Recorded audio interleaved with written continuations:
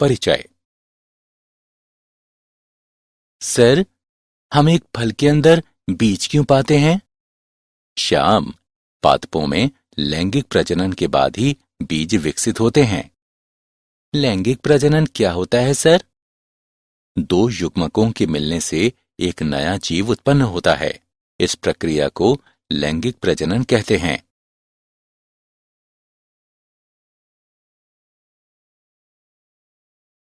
Sir, पादप का कौन सा भाग लैंगिक प्रजनन में हिस्सा लेता है? बेटा, पुष्प पादपों के लैंगिक अंग होते हैं, इसलिए ये लैंगिक प्रजनन में हिस्सा लेते हैं। ये सुंदर पुष्प फल और बीज के रूप में कैसे प्रजनन करते हैं? ठीक है, आओ हम पुष्पीय पादपों में लैंगिक प्रजनन के बारे में विस्तार से जानते हैं।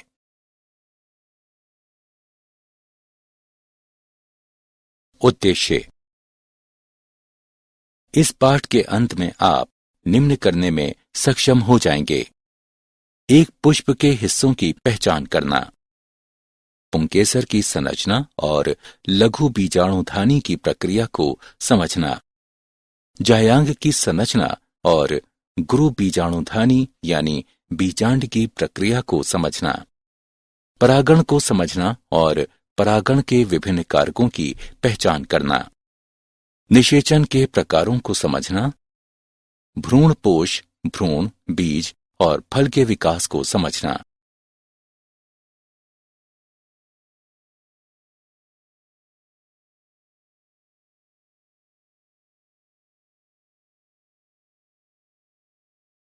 पुष्प के हिस्से। पुष्प अंगों की तीन प्रमुख श्रेणियां हैं। प्रजनन अंग मादा, प्रजनन अंग नर और गैर प्रजनन अंग।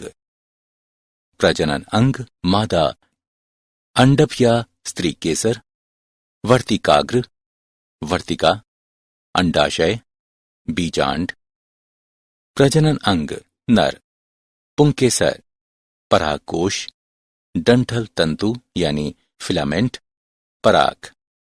गैर प्रजनन अंग पंखुड़ी यानी दलपुंज, रस यानी वाहिदल, टेपल्स।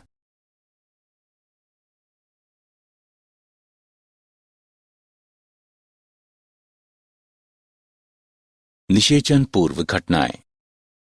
पुष्पी पादपों में लैंगिक प्रजनन में निषेचन से पूर्व निम्न घटनाएं होती हैं।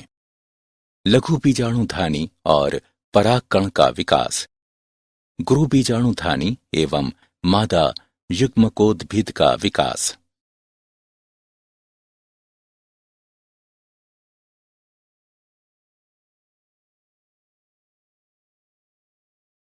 पुंकेसर और परागकोश की संरचना। पुंकेसर की संरचना। पुंकेसर में लंबा एवं पतला डंठल तंतु यानी फिलामेंट तथा द्विपालिक संरचना परागकोश होती है। परागकोश की संरचना। द्विपालित परागकोश, दो कोष्ठ होते हैं। परागकोश में 4 विवर या लघु बीजाणुधानी होते हैं, जो परागपुटी यानी पोलन सेक्स के रूप में विकसित होते हैं।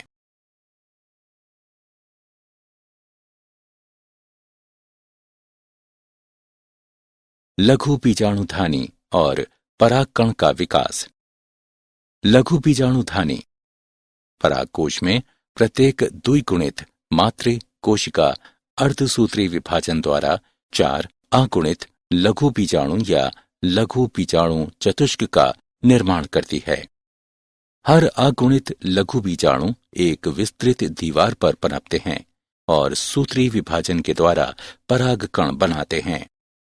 परागकण नर युग्मकोद्भिद का प्रतिनिधित्व करता है। इसमें 2 सतही भित्ति होती हैं, बाह्यचोल और अंतःचोल। बाह्यचोल में रंध्र होते हैं, जिन्हें जनन छिद्र कहते हैं।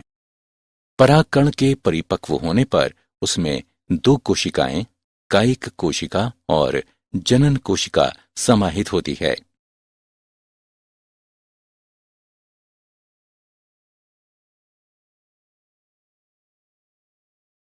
जायांग और बीजांड की संरचना।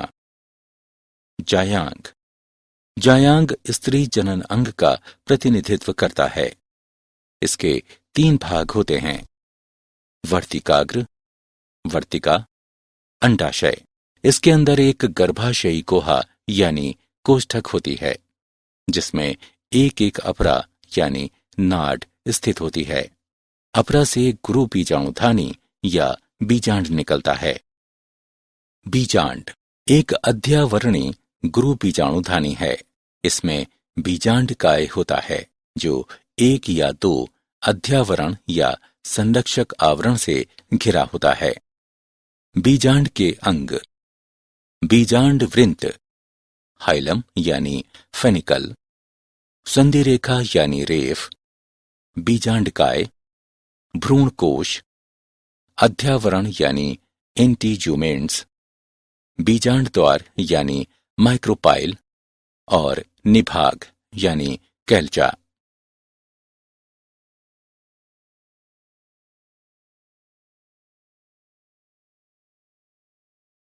गुरु बीजाणु जनन और मादा युग्मकोद्भिद का विकास। गुरु बीजाणु जनन की प्रक्रिया विकसित होते बीजांड के बीजांडकाय के अंदर घटित होती है। एक प्रसूतक कोशिका बीजांडकाय में बीजांड द्वारी शीर्ष पर विभाजित होती है। एक प्रसूतकीय कोशिका बाह्य भित्तीय कोशिका और आंतरिक बीजाणुजन कोशिका में विभाजित होती है। स्पोरारॉग्नोस कोशिका गुरु बीजाणु मातृ कोशिका की तरह व्यवहार करती है। गुरु बीजाणु मातृ कोशिका के अर्धसूत्री विभाजन से 4 गुरु बीजाणुओं का उत्पाद होता है, जिनमें से एक कार्यशील होता है और अन्य 3 अपविकसित यानी अपभ्रष्ट हो जाते हैं। कार्यशील गुरु बीजाणु समसूत्री विभाजन से स्त्री यानी मादा युग्मकोद्भिद यानी भ्रूणकोश के रूप में विकसित होता है। मादा युग्मकोद्भिद में 8 केंद्रीय न्यूक्लिएट यानी भ्रूणकोश की रचना करते हैं। भ्रूणकोश की 3 कोशिकाएं, 2 सहायक कोशिकाएं और बीजांड द्वारी शीर्ष स्थित एक अंड कोशिका अंड उपकरण का निर्माण करती है। 3 प्रतिव्यासांत एंटीपोडाल कोशिकाएं निभागीय छोर पर होती हैं। केंद्रीय कोशिका में 2 ध्रुवीय न्यूक्लियाई होती हैं।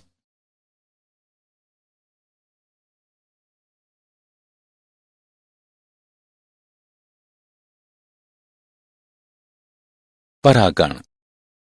परागकण के नर परागकोश से स्त्री केसर के वर्तिकाग्र तक स्थानांतरण या संचारण को परागण कहा जाता है।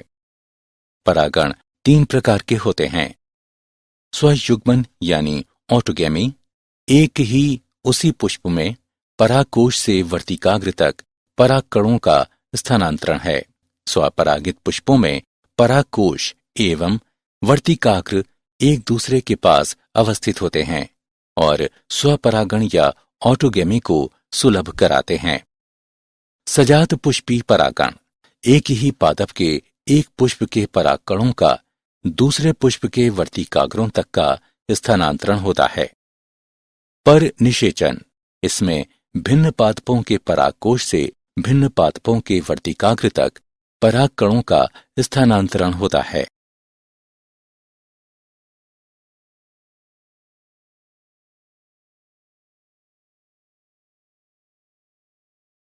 परागण के अभिकर्मक या कारक। परागण अभिकर्मक ऐसा कारक होता है जो एक ही प्रजाति के पादप के पुष्प में पराग को नर से मादा के प्रजनन अंग तक स्थानांतरित करता है। परागण के अभिकर्मक में शामिल हैं वायु, जल, कीड़े यानी कीट, तितली, मक्खी, मधुमक्खी और भृंग आदि, चमगादड़, पक्षी और अन्य पशु। निम्न चित्र परागण में सहायता के लिए गुंजन पक्षी की लंबी पतली चोंच और पतली पुष्पीय नलिकाओं का सहविकास को दर्शाता है।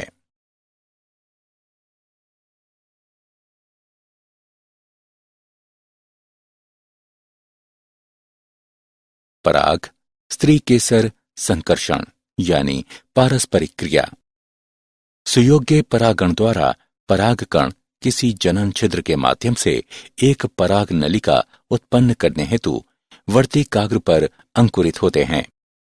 परागकण के तत्व अंडाशय में स्थित बीजाणु बीजांड द्वारी शीर्ष तक पहुंचने के लिए पराग नलिका के माध्यम से गमन करते हैं।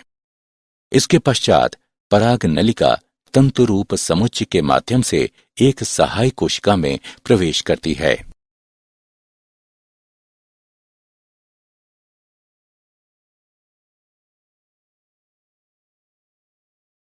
दोहरा निषेचन यानी द्विनिषेचन।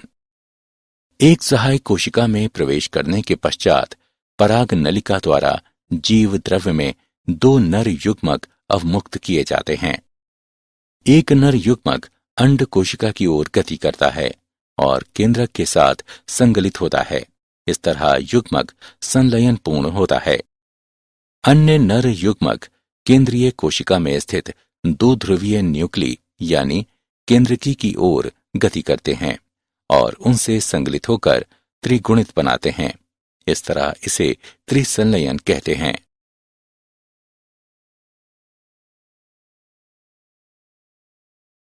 निषेचन पश्च घटनाएं। निषेचन पश्च घटनाओं में शामिल है भ्रूण पोष का विकास, भ्रूण का विकास, बीजांड बीज के रूप में और अंडाशय फल के रूप में विकसित होना। भ्रूणपोष कोशिका बार बार विभाजित होती है तथा एक त्रिगुणित भ्रूणपोष ऊतक की रचना करती है। इन ऊतकों की कोशिकाएं संरक्षित खाद्य सामग्री से पूरित होती हैं और विकासशील भ्रूण की पोषकता के लिए उपयोग की जाती हैं।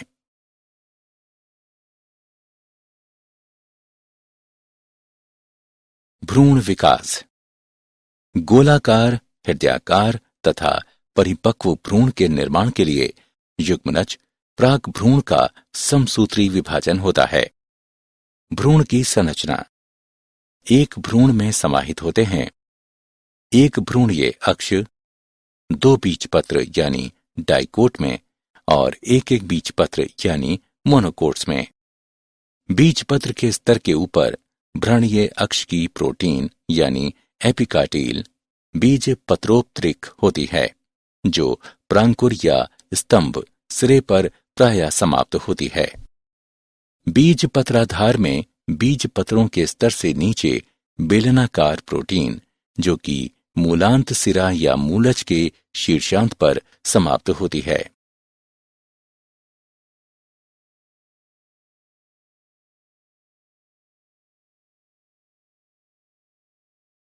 बीज और फल का विकास। निषेचित बीजांड बीज बनता है। अध्यावरण बीज का आवरण बन जाता है जिसे बीजचोल कहते हैं। परिपक्व बीज दो प्रकार के हो सकते हैं, एल्बुमिनियस और गैर एल्बुमिनियस। फल एक परिपक्व अंडाशय होता है जिसके अंदर बीज होते हैं। अंडाशय की दीवार फल की दीवार यानी छिलके के रूप में पतल जाती है जिसे फल भित्ति कहते हैं। मांसल फल के फल भित्ति में शामिल है अंता फल भित्ति यानी बीज के चारों ओर, मध्य फल भित्ति यानी मांसल भाग, बाह्य फल भित्ति यानी त्वचा। क्या आप जानते हैं परागकणों को शर्करिक विलयन, विलयन की सांद्रता 2% से 20% के बीच में डालकर पराग नलिका के उत्पादन को कृत्रिम तरीके से उत्प्रेरित किया जा सकता है।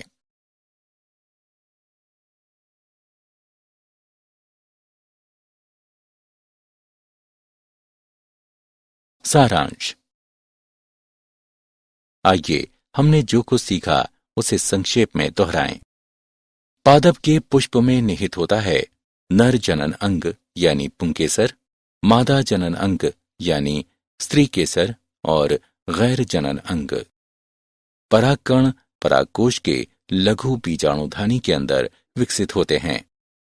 स्त्री केसर के 3 अंग होते हैं, वर्तिकाग्र, वर्तिका तथा अंडाशय।